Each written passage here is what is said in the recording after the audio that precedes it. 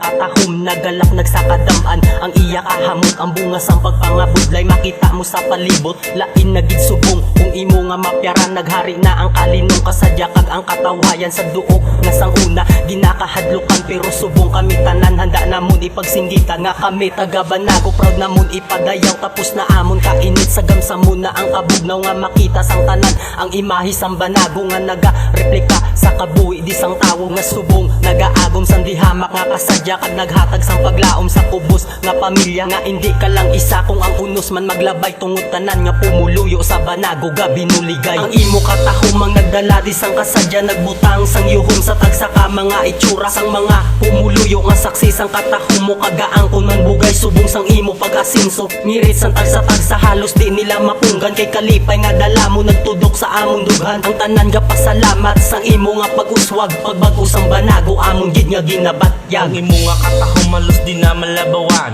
lugar nga mahikos ang una imugit tinluan di pabangon na matamat barangay tanga nagduya hasta nga naibalik ang katahom mo kagkagwapa ngirit sang pumuluyo di nila matago-tago kay wala ginausik ang balas nila nga ginbubo sa lugar nga pinalangga kag ilaging nga pinan ginahimo ang tanan para sa imo kauswagan ang imo nga katahom nagatag sa musan tiyan sa ginpuno mo amon dugan sang kalipay kag kasadya katahom mo hilumuon gitapirti kanyag-anyag ang amon nga barang isubong na punan sang kasanan napasa amon na aging handom nga kasadya kataway kalinog ug makalipay ko uswagan nga nagari na subong diri sa barangay Banago resulta sa pagsuporta sa tanan nga mga tao ang imo katahom ang nagdala di sang kasadya nagbutang sang yuhom sa tagsaka mga itsura sang mga pumuluyo nga saksi sang katahom mo kagaang kunan bugay subong sang imo pag-asinso ngirit sang tagsa-tagsa halos di nila mapunggan kay kalipay nga dala mo nagtudok sa among dughan ang tanan nga pasalamat sang imo nga pag-uswag pagbago sang Banago among gid nga ginabatyag katahom sang Banago ang sa amon nagpabakod kag sa amon nagpabutwa sa amon nga pagkalunod ginhimo ka inspirasyon sang tanan nga pumuluyo nga sa amon nga kabuhi makita imo katinlo wala na ang sang una namon nga pagkabala kabunga sang katahom mo makita sa mon itsura gaang kun naman kalipay sinakpan niya nga purok tungod halos tanan sa amon ang kasadya gagutok sa tagsa-tagsa kadugan nga hindi makapati nga subong nagaulan di sang kalipay nga terrible halos ang tanan nga tawo di matago ang yuhom dala sang imo nga pag-uswag kag sang imo katahom